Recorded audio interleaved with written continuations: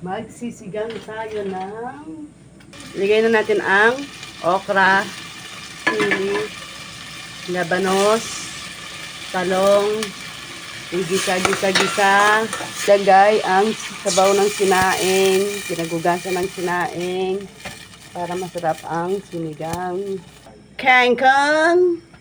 Ilagay natin ang pampaasim, maasim pa sa kilikili ni Nene. Nakakainis ka talaga. Sinigang na gulay. Sinigang na kangkong. Ilalagay na natin ang main ingredients. Hipon.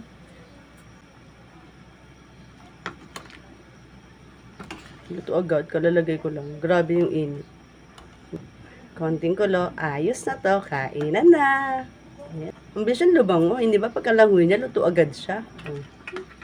Hindi niluluto ng matagal ang hipon kasi didikit siya sa sa balat yung laman. Luto na yan. Ingay mo. Nagpa-vlog ako, ingay mo.